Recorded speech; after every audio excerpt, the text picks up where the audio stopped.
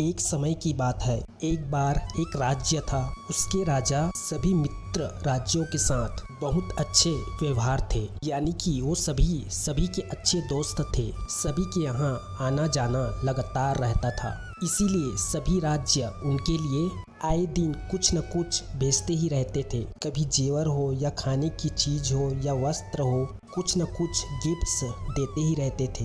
एक दिन उनके दरबार में एक विदेशी मेहमान आया और उसने जाते समय राजा के मेहमान नवाजी से खुश होकर राजा को एक पत्थर उसने उपहार में दिया, यानी कि गिफ्ट किया। राजा को पत्थर बहुत ही अच्छा लगा। उसने उस पत्थर की भगवान की मूर्ति बनाने का हुक्म दिया अपने मंत्रियों को। राजा उस मूर्ति को अपने राज मंदिर में लगवाना चाहता था। राजा की अनुमति पाकर और परमिशन लेकर मंत्री एक कारीगर के पास जाता है। उसे पत्थर देकर कहता है, इसकी अच्छी से एक मूर्ति बनवा दो। ये काम 10 दिन के अंतर्गत हो जाना चाहिए। इसके बदले तुम्हें जो भी चाहिए वो मिलेगा और साथ ही साथ 100 मोहरे भी दिए जाएंगे। ये सुनकर कारीगर बहुत ही खुश हो जाता है। वह अपनी सभी वस्तुओं को लेकर काम शुरू कर देता है। अब वह उस पत्थर को तोड़ने लगा ताकि वह उसकी अच्छी सी मूर्ति बना सके।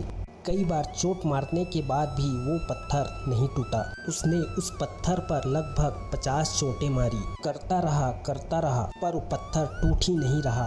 अंत में एक चोट मारने के बाद कहता है, अब ये काम मुझसे नहीं होगा। अरे इतनी चोटें खाने के बाद भी ये पत्थर नहीं टूटा तो अब क्या खाक टूटेगा। वो उस पत्थर को वापस मंत्री को दे देता है और कहता है, इसकी मूर्ति नहीं बन सकती। लेकिन मंत्री को तो किसी भी हाल में मूर्ति बनवानी थी। राजा का जो हुक्म जो था, मंत्री उस पत्थर को लेकर साधारण कारीगर के पास जाता है। जैसे ही उस कारीगर ने एक चोट मारी और वो पत्थर टूट गया तो वह उसकी मूर्ति बनाने लगा। मूर्ति बनाकर उसने मंत्री को दे दी। मंत्री ने उसे मोहरे दे दी और मंत्री जाते जाते एक ही बात सोच रहा था, अगर उस पहले वाले कारीगर ने एक अंतिम प्रयास भी किया होता तो ये सोने की मोहरे उसकी होती। ये कहानी हमें क्या सिखाती है?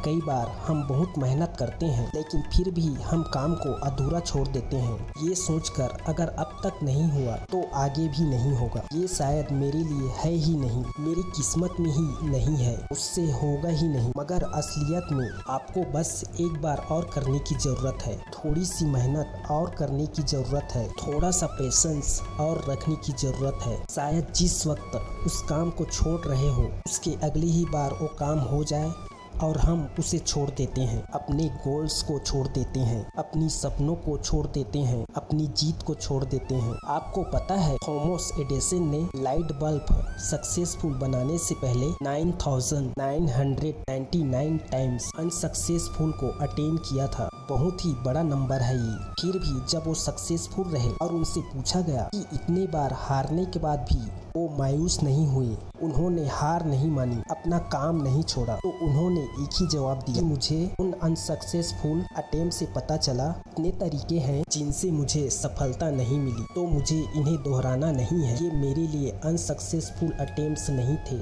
मेरी हार नहीं थी, ये मुझे सही चीज सिखाने का तरीका था। तो ये कहानी भी आपको यही सिखाती है कि जिस बिकॉज कि कुछ समय तक आपका काम नहीं हुआ तो इसका मतलब ये नहीं आपका काम रुक जाए या हार मान ले, क्योंकि मेहनत अपना असर जरूर दिखाती है। किसी को जल्दी किसी को देर से, पर असर जरूर दिखाती है। तो हारो मत, बस मेहनत करते रहो, नए नए तरीके ढूंढते रहो जिससे आपका काम हो जाए, जिससे आपको गोल्स मिल जाए, जिससे आप सक्सेसफुल हो जाए। क्योंकि अगर तुम रुक गए तो जो सोने के मोहरे हैं उसे और कोई ले जाएगा।